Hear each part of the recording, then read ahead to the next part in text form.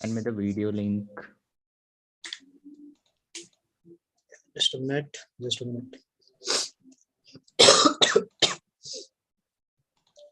Yep, we are live. Let me share links with everyone.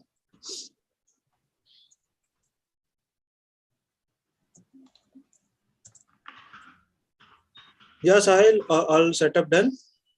Can we start? Yep, just a second. Let me open up the link as well. All right. Awesome. Great, all fine now. Yeah, I'm sharing the link as we speak.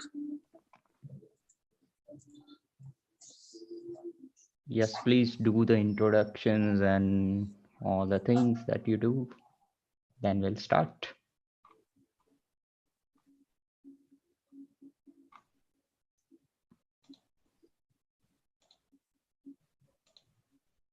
Hey folks, if you're watching, please say hi in the chat. And let me know if I'm audible or not. Yep, you are audible. Awesome.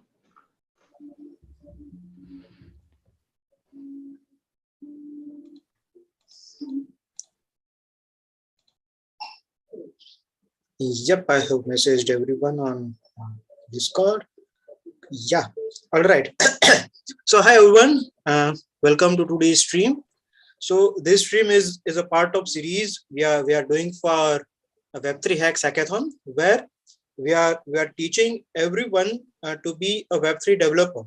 Like no matter which year of college you are, what is your level of competence with Web3, we will make sure that if you participated in Web3 hacks, you will after 3 weeks you will be a good Web3 developer. That's what we promised you. So let me tell you a bit about Questbook. That on Questbook we are enabling everyone to transit from Web2 to Web3 via the content we call Quest, which is combination of blogs and code snippets. So without wasting further more time, we'll deep dive. We'll start with the code. Sahil here, my friend Sahil will guide you with the course. He will teach you all the basic syntax. We had one session before this. If you haven't watched it, go check it out. It's by Gyan, one of the seasoned seasoned blockchain developers in Questbook. And so today we have Sahil with us, who will guide us through the basics of Solidity. Because in previous live we got so many questions that we want to know the basics of Solidity. So here we are hearing you all. Let's start, Sahil. Over to you. Let's start with basics of Solidity, and pardon me if I interrupt you in between to ask questions, because I'll be asking too many of those because I am a newbie in Solidity. Yes, Sahil, over to you. Sure. Let's start. Thanks a lot for the introduction, Raj. Hey everyone, I'm Sahil. You probably know me as SH31 from the Discord. So let me tell you a bit about what is going to happen today. It's going to be a super basic session, okay? So feel free to ask any basic question, any level of basic question. And no question is a dumb question, okay? So, and I do have an agenda. What we Raj, can Yeah, you please? please continue. All right. Okay. So, yeah, as I was saying, I do have an agenda, but feel free to interrupt me anytime and ask any question. I'll be looking at the chat as well, and Raj here will be looking at the chat as well. So, yeah, let's get started. So, before we dive into any code or anything, what the hell is Solidity and why should we learn it, right?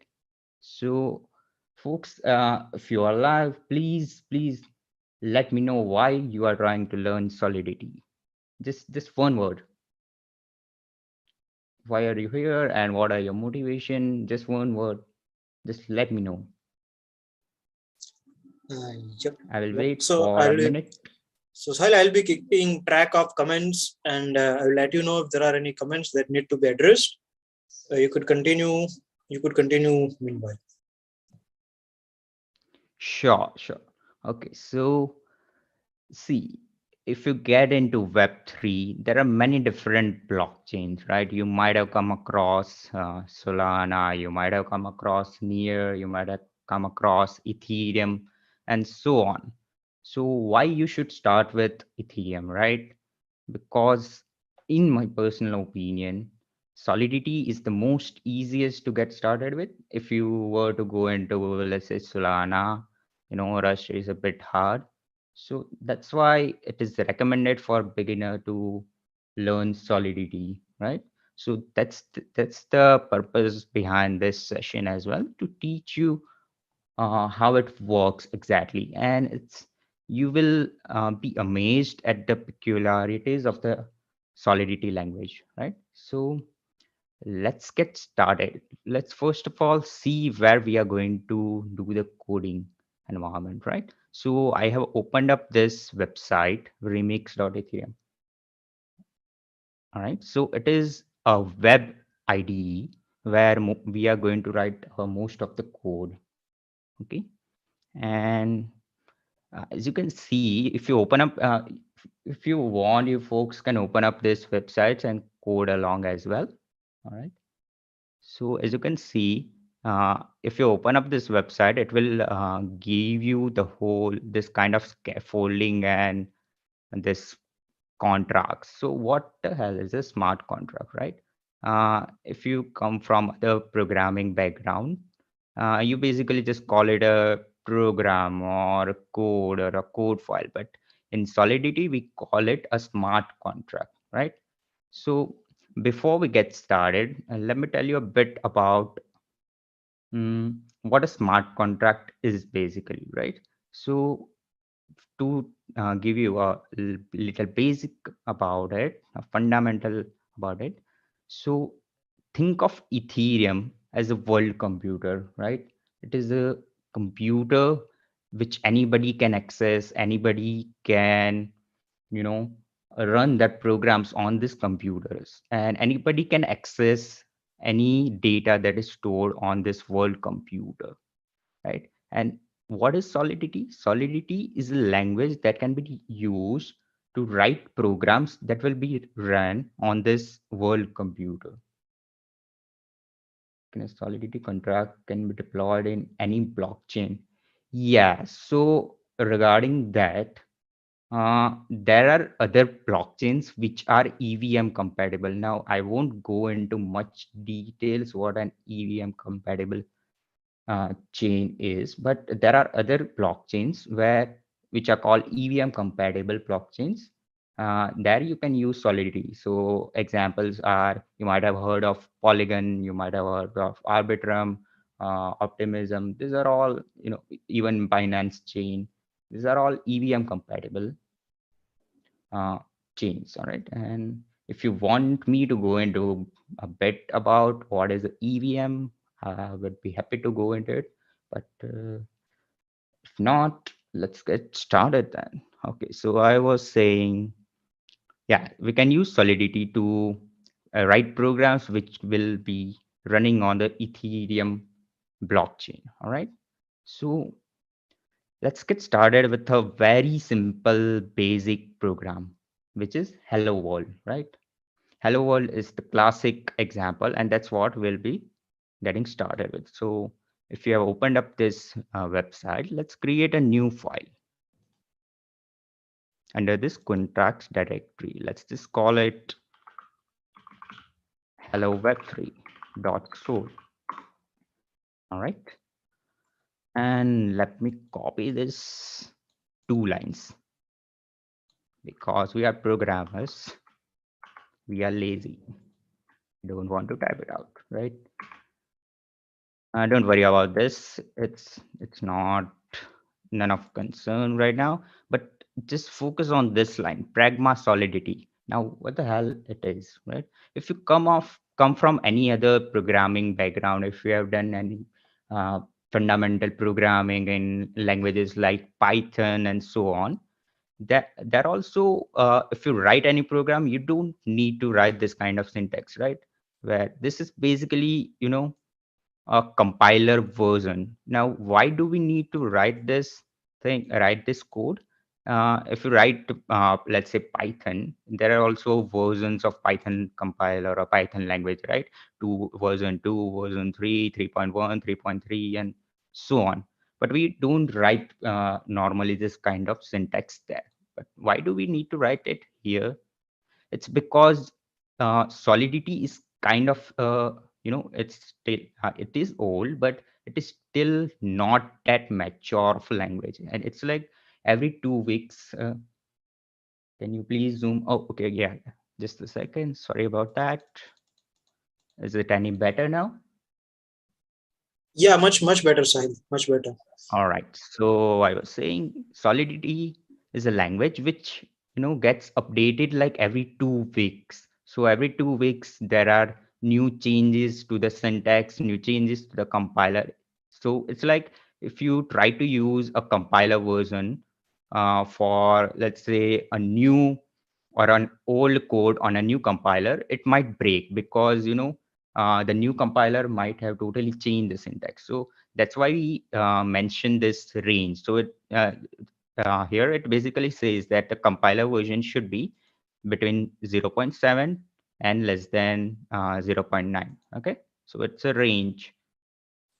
All right, so let's start with basic boilerplate. Every Solidity smart contract starts with this contract hello world. Let's call it hello world, or we are in Web3, so let's call it hello Web3. Now, what is this contract keyword? If you have done some programming in, let's say, Java, you might have come across, or you might know about classes, right? So contract is basically a class in Solidity. So so contract is the keyword instead of the class. All right. So that's it. All right, about this contract keyword. And this is the name of the contract. And yeah, that's basically it.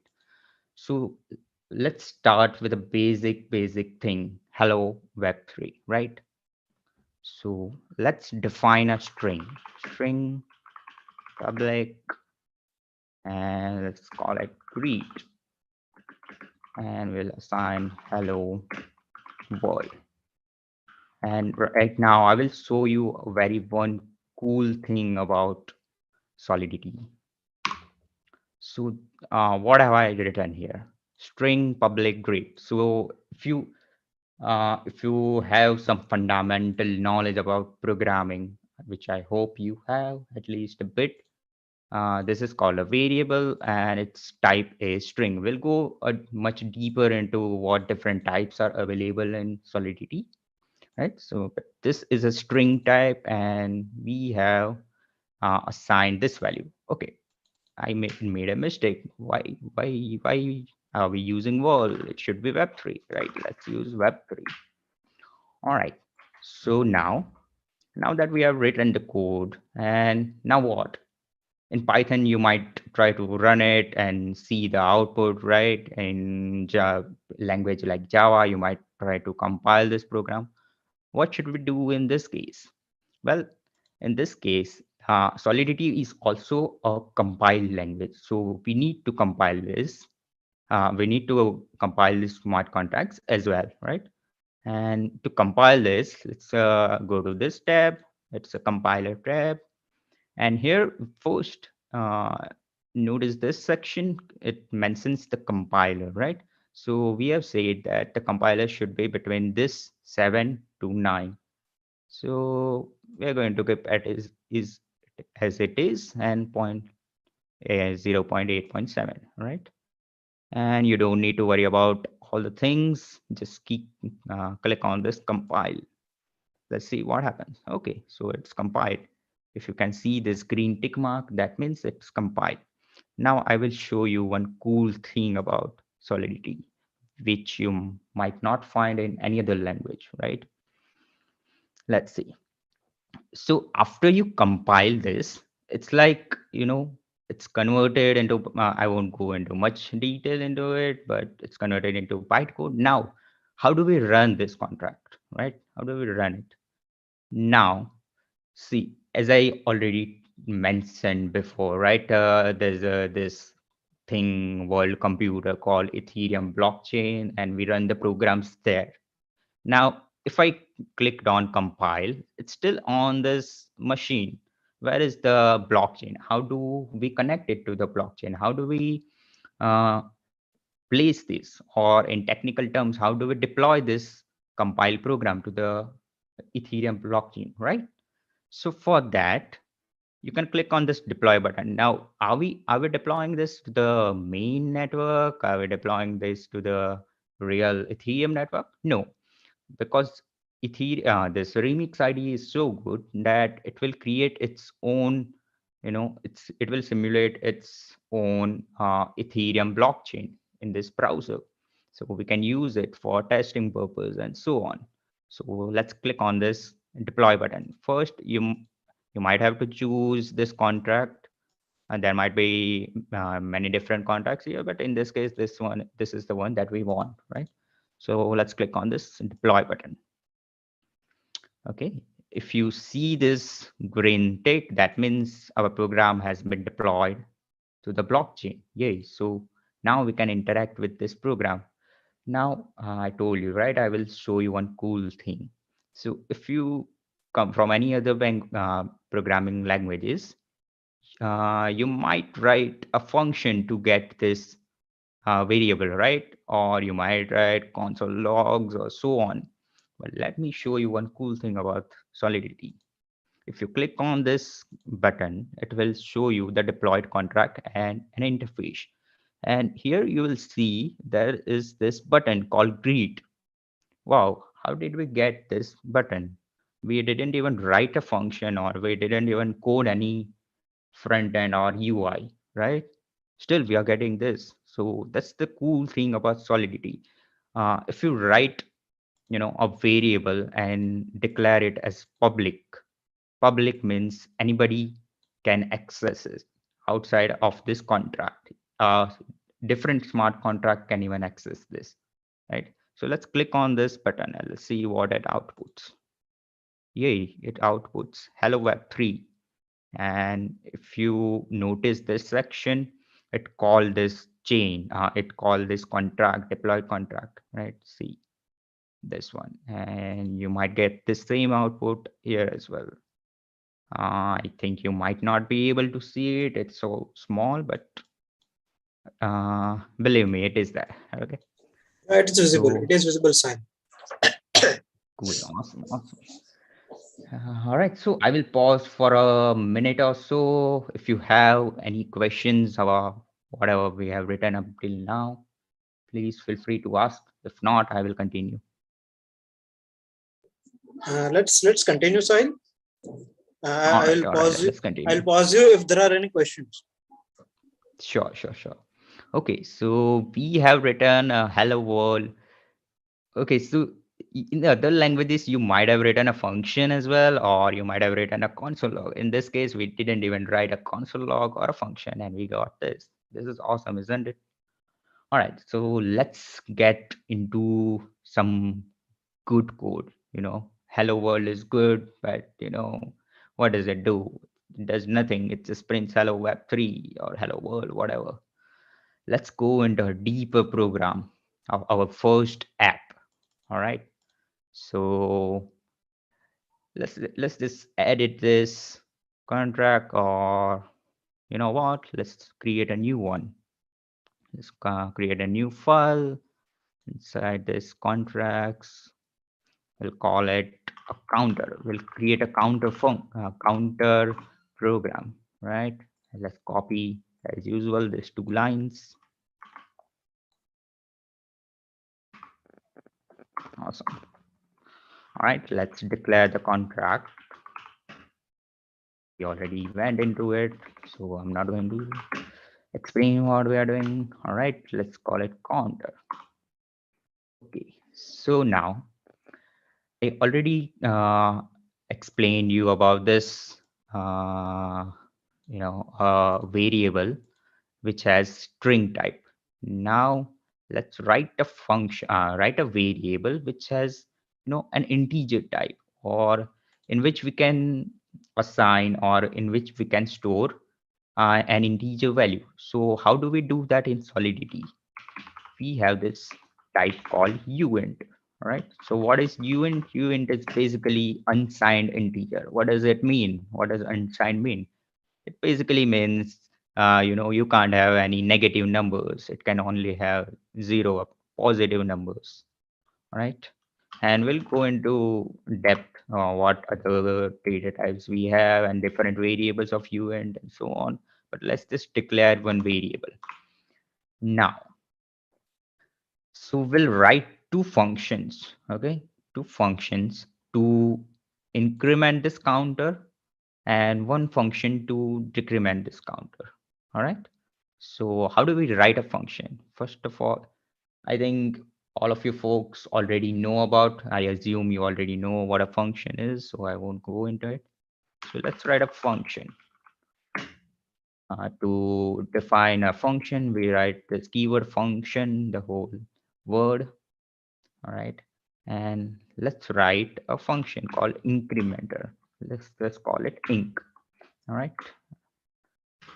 And to brackets, and let's declare it as public so that we can access it from outside. And what we'll do basically inside this, we can do something like this. Count is equal. So we, for the purpose of this function, let me write a comment here. I assume you already know what a comment is, right? This function to increment count by one. All right. So how do we increment the counter by one? How do we increment the counter, right? First, we write this count is equal to count plus one. Now I might get into the whole nitty gritty of this code, but I'm already assuming you have some programming background, so you already know it, right? What it does, it gets the value of the counter and increments it by one and assigns it back to this variable counter. Now, in other languages, you might think that this code will error out because we have not defined any value here, right? We have just declared this variable. We have not assigned any value like 0 or 1 or anything, right? But in Solidity, you don't need to do that. Yeah, there are defaults for each and every variable type. So for you, unsigned integer, it is 0. So by default, it is like this. And trust me, it is like this. Okay. So we have written an incrementer function. So before we write any other function, let's try to compile this again. Let's click on compile. Okay, great, it compiled.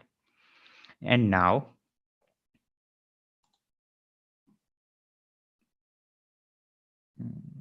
what is Pragma Solidity? Is it a version? Yep. So I already explained it, but I will go into it a bit again. So it defines the compiler version that we want to use for this particular code base, right? Why do we need to use it? Because Solidity changes every 2 weeks or so, and every new changes brings new because of those new changes, our old code might break. So we have to define this, or we have to write the compiler version so that our code doesn't break. Okay. That's it. Okay, so now we have compiled. Let's call this function incrementer. Let's go. Okay, so first, see, here's the thing. We have compiled this, right? Now, we again need to deploy this. So I will go into a bit of technical thing here. So every time you compile your program, you have to redeploy it to the blockchain or the Ethereum world computer, right? In this case, we are using a local blockchain, but anyhow, we still need to redeploy it. So and it's kind of like, once you write the code and you deploy it, you can't change that particular code. You have to deploy it again and again. Why?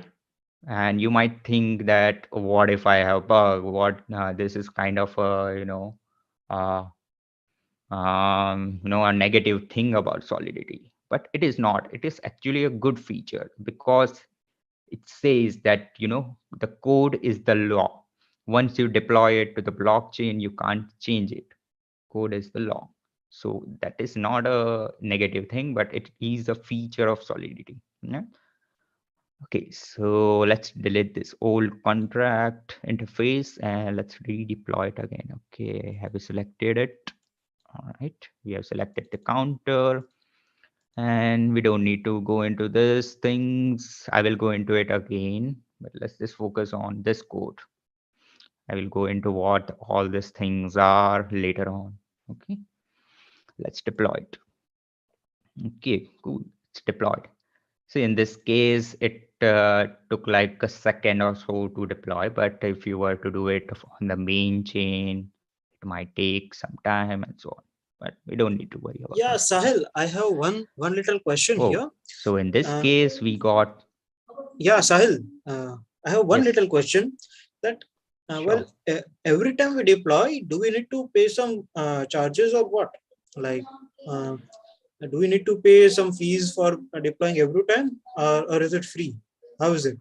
Sh- Sure. So I was going to go into it later. It is kind of hard to understand, but anywho, I will go into it right now. Okay.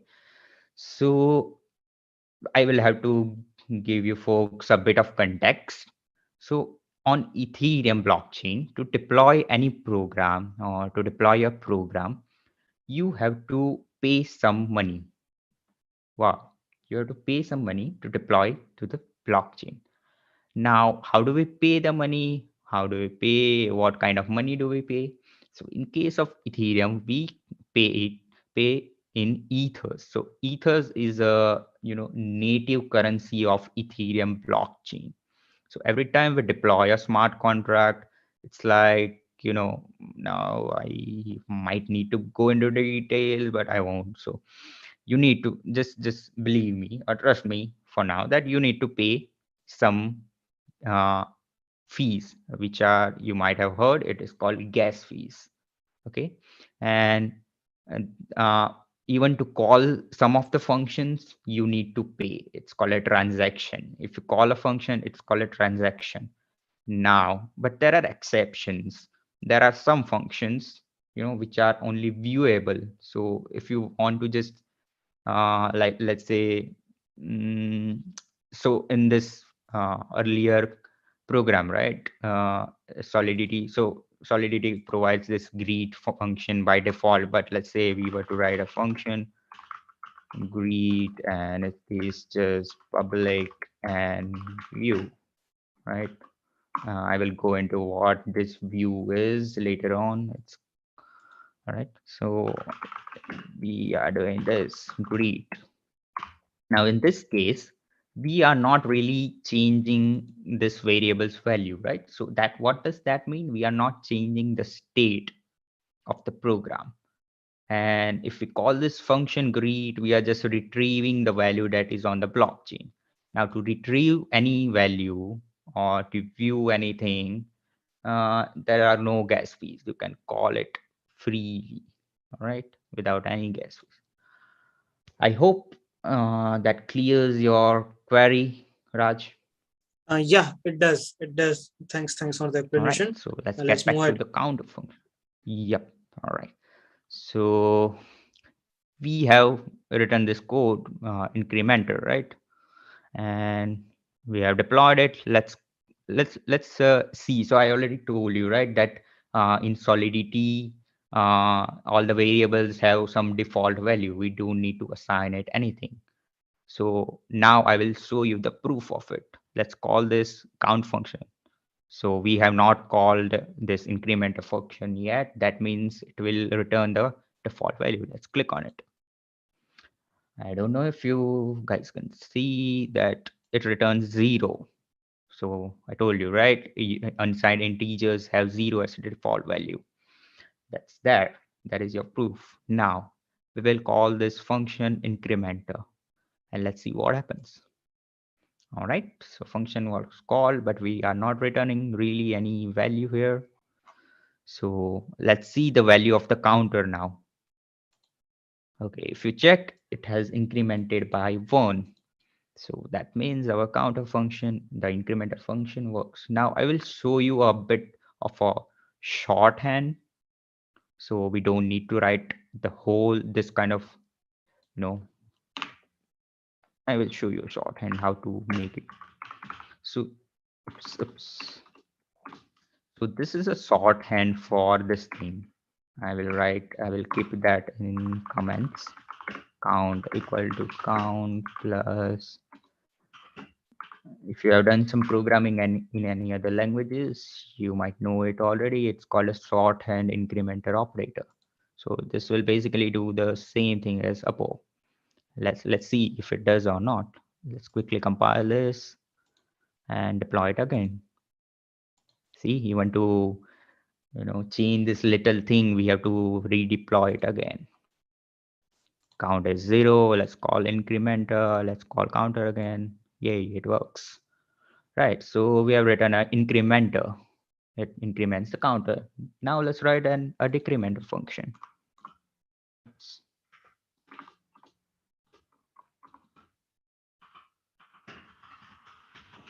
Function increment count by 1. Function, let's call it dec. Public. In this case as well, we'll use a shorthand operator for decrementation. Instead of plus, it's minus. It's pretty simple. Let's just deploy, compile it first, and let's redeploy it. Let's first clear all this thing. Nice. So let's check the value of the counter. It should be 0. It is. Let's increment it first. All right, it is 1. Now let's try to decrement it. It should be 0 again. Let's see if it is. Okay, it is 0. Increment is making a state change, right? It is charging. Yes, you are correct, Zephyrin. I hope I pronounced your name right. So in this case, we are changing. So in both of this case, right, in increment as well as decrement, we are changing the state of this variable count. So let me show you if we are incurring any charges or not. Okay, so I don't know if you can see this. There is this. I hope you folks can see this. There's this code written that execution cost is 23471 gas. So gas is basically a fee or whatever. I will go into what exactly that term means. So cost applies only when yeah, there's a gas fee. Yep, yep. And so where is this money stored, right? And where is this being debited from? So I will tell you a bit about this account section now. Excuse me. So if you click on this account section, we have this different accounts. Now what is an account? First of all, see, in a blockchain or Ethereum blockchain, there are two types of account. One is a user account, another is a smart contract account. Now what is an account, what is the use case of it, and so on. So account is basically same as in web 2, right? To access this account you need your username and password. In this case it is much a bit different. You don't need a username and password per se, but you need something called a public key and a private key. And if you might have used a wallet like a MetaMask, it provides this functionality to hold this accounts. All right, so by default a remix provides this accounts, and it by default provides this much amount of money. If you can see, each and every account has Excuse me, give me a second. Let me hydrate a bit.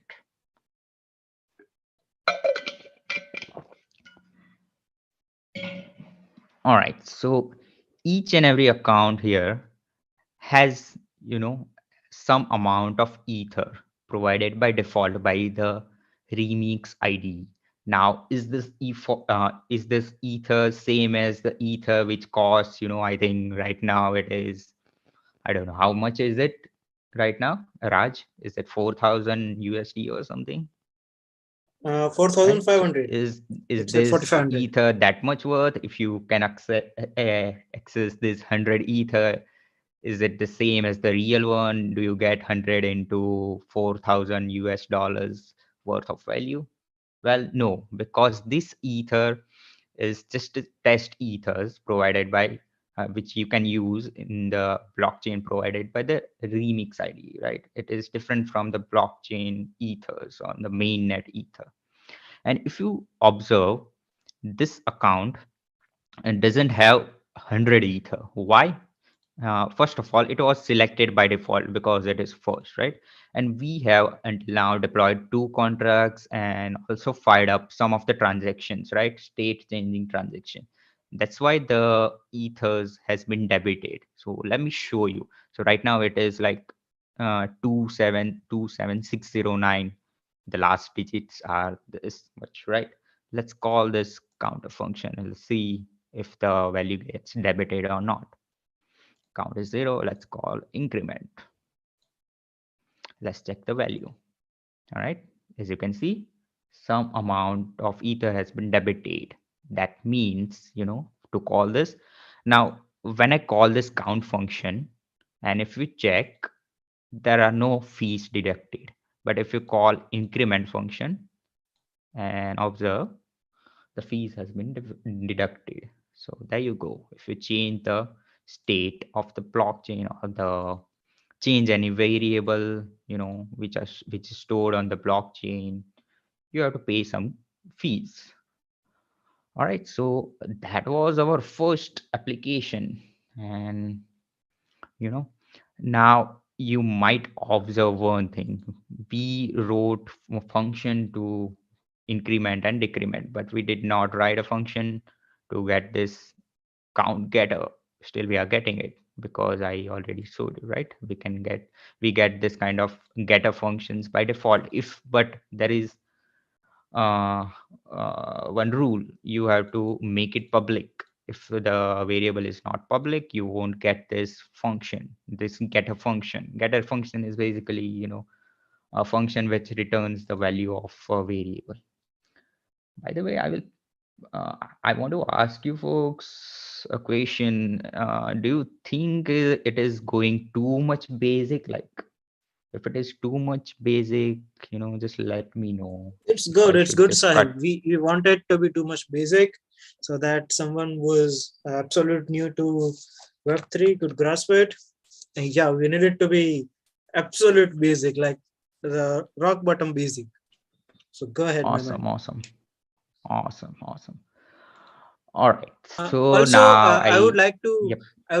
add one point here that Sahil mentioned, Hmm. right? That while you do increment, there will be a charge. While you do count, there won't be charge. So when you write to blockchain, you incur a charge. When you read something from blockchain, you don't incur any charge. So writing is chargeable, reading is free in blockchain. That's one convention that you could remember. Writing cost money, reading doesn't cost anything. Exactly, exactly. That will be helpful, I guess. All right. Uh, okay, so now I told you earlier, right? I will go into what are the different data types available in Solidity. So let's go into it. Let's write a new contract as usual. We'll call it primitives.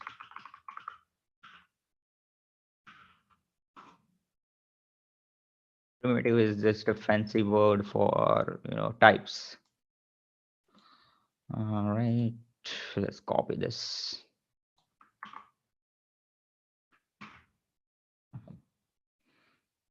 Mm, Contract primitives. Let's call it primitives. Oops, I missed an S here. So first we'll go into a type called Boolean. So what is a Boolean? You might, if you come from another language background, you might already know it. It can hold two values, right? Either true or false, right? So let's declare a variable with type bool, public, let's call it bool. And you know, let's not assign any value, and let's see what is the default value of a boolean value, boolean variable, right? So this is the name of the variable. I hope you are not confused by the syntax. It's public here also, it implies a function. Yes, correct. If a function is public, it can be called. So there is also another keyword called external. So even the external functions can be called by other smart contracts.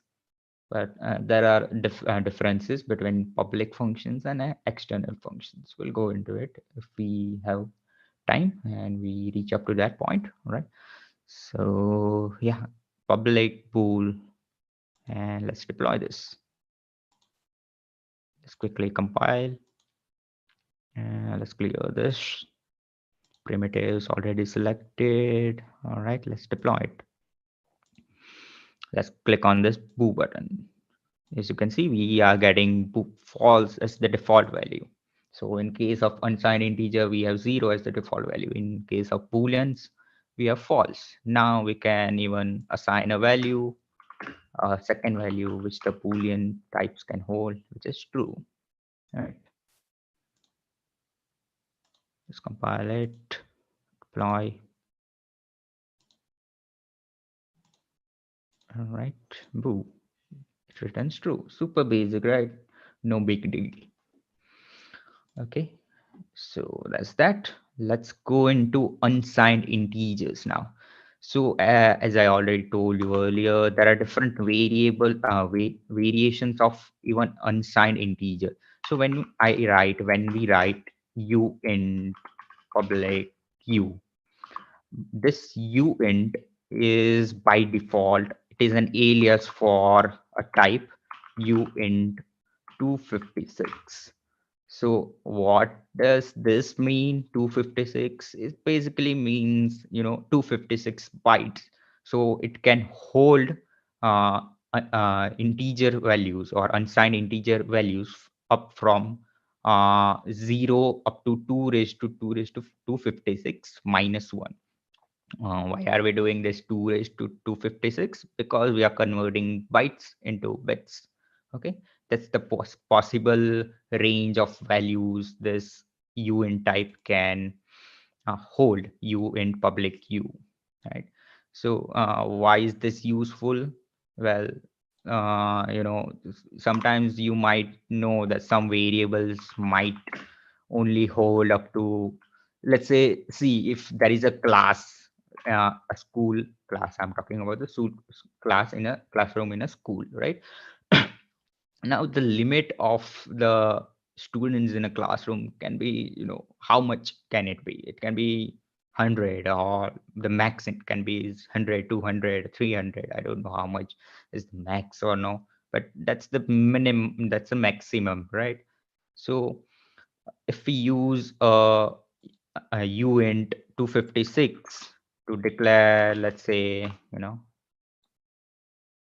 uint 256 students number or students count. uh, I need to write, okay, we can ignore public here, and let's say I assign 200. Well, this is kind of an overkill. We know beforehand that students count cannot go more than, let's say, maximum 500, right? So assigning 256 bits, it's kind of an overkill. Excuse me. And why do we care about overkilling? Because I already told you that deploying contracts to blockchain costs some money. Hey, so even storing data on blockchain costs money. So to optimize your code, this kind of an advanced thing, but to optimize your code, you need to worry about, or you need to keep in mind the types. But for if you are writing any test programs and so on, you don't need to worry about it. You can just get away with just using uint and you're good to go. All right. So what are the so if suppose, let's say this is an overkill, what should we do? Well, there are other variation of uint. There are you know uint 8. So for 8 holds a range of values from 0 to 2 raised to 8 minus 1. Right, so I think this is the best and the optimum type for students count. So the ranges can, so there are different ranges. It starts from 8, it can go up to 256. And in the increment of 2, 8, 16, 32, 64, up to 256. That's maximum. So that's the bit about uint, right?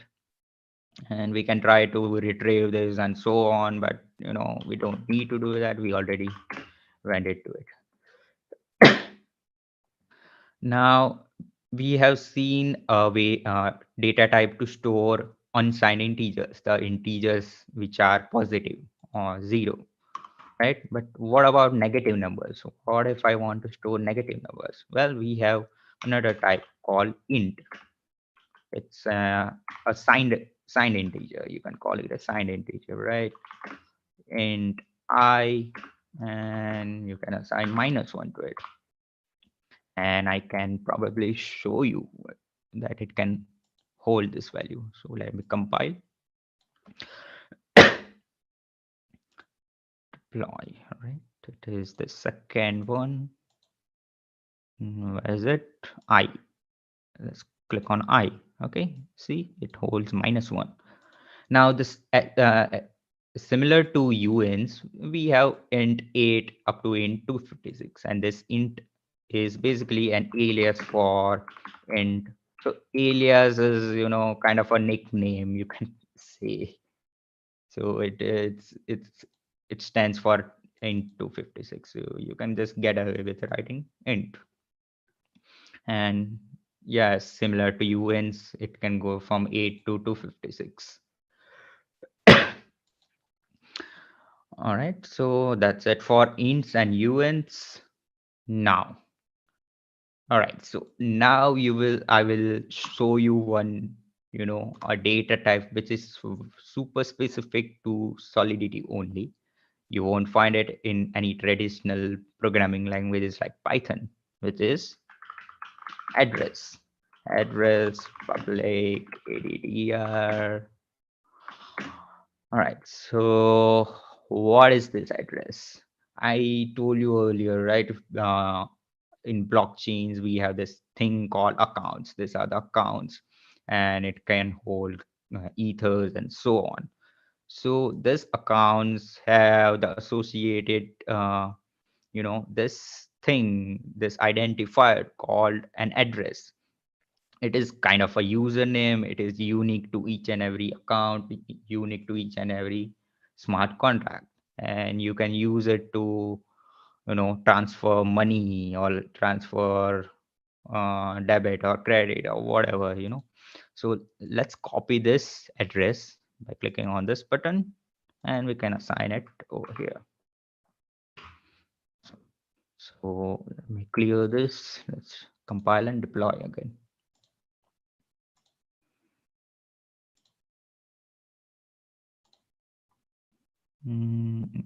Okay, here it is.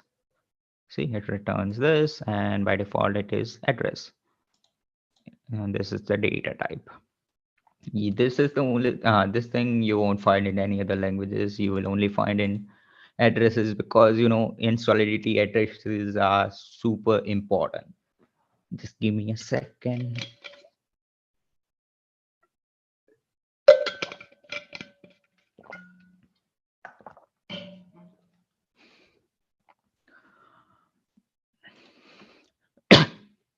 All right, so I think we have gone through most of the data types. I mean, there are other data types which are advanced, like bytes and so on, but we won't go into them. They are not regularly used. These are the only data types that you will be using for your development. All right, so now that we have seen the data types or primitive data types, let's go into variables, that scopes of variables. Now, what is a scope? Let's first create a new contract. We'll call it variables dot sol. Copy this.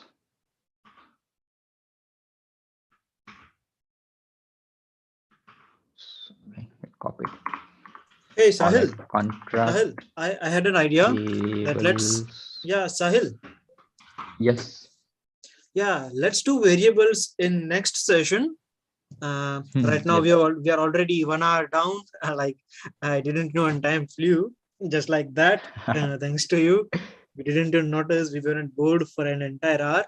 So can you brief? Can you summarize all the data types so that everyone could get up speed on whatever we discussed, like in a single doc, or you could even have it on a canvas. Can you do that? Sh- sure. And do you want me to give a brief right now, like whatever we Yeah, did, the whole yeah, summary of? like yeah. All right. All I want you to summarize the entire data type section. So whoever comes to this Only video, data type or they the whole thing? Let me quickly say the whole yeah, thing in a yeah. very All right. condensed format, right? So as I already told you, Ethereum is a world computer. You can write programs which can run on this world computer. Anybody can call this text. You asking? Okay. You can write programs which can be deployed to this blockchain or a world computer. You can access the value. Anybody can call this. It is totally permissionless. The only thing is, you need to pay some gas fees if you are interacting with a real mainnet. All right, and we wrote how we can create a string, and we saw that we don't need to create a getter function. Solidity provides a getter function by default, and we need to write the compiler version, which is a must thing for writing these programs. After that, we went into the counter, the incrementer and decrementer functions, how to write functions, what is public. We went into how the fee structure is. You have to change the state or to write to blockchain, you need to pay fees. To read from blockchain, you don't need to pay any fees. To deploy your contracts, you need to pay fees. Okay, and what else? Okay, every smart contract, every user has an account. Every account has a public and private key, username and password, basically. All right, which can hold ether or cryptocurrency. I mean, this is if you do uh, if you take away one thing from this thing, just take this, that any contract can hold money. I mean, just think about it. If you were to write programs in Web 2 world, you would have to use, let's say, APIs like so what is that, Stripe API to create a whole banking structure. But in this, you don't need to do that. Solidity gives this account by default, money by default. So that's very magical thing, that's there. All right, and we went a bit into primitives, different types, bool, uns and ins, and address is very super specific or peculiar to Solidity. And I think we didn't go into variables. I don't know if we covered a lot or not, but I hope this was helpful to you folks. And yes, we'll have this kind of sessions again, and let me know if you enjoyed this or not. Thank you so much for tuning in. folks. Thanks. That's it Thanks, from my Sahil. side. Thanks, Sahil. Thank you so much, for guiding us through the data types of Solidity. So, folks, if you enjoyed this session, do give it a thumbs up. Also, remember those three magical words: like, share, subscribe, because we will be having more sessions on Solidity. So, make sure that you subscribe Questbook channel on YouTube. And if you like the session, give us a shout out on Twitter that I loved the session, and yeah, we love appreciation. We are appreciation hungry. So all we need from you is appreciation. So please give us that. So me and Sahil will come more often and will keep on giving you such valuable sessions. So till then, good night, bye bye, see ya. Let's meet in next session. Thanks. Bye bye.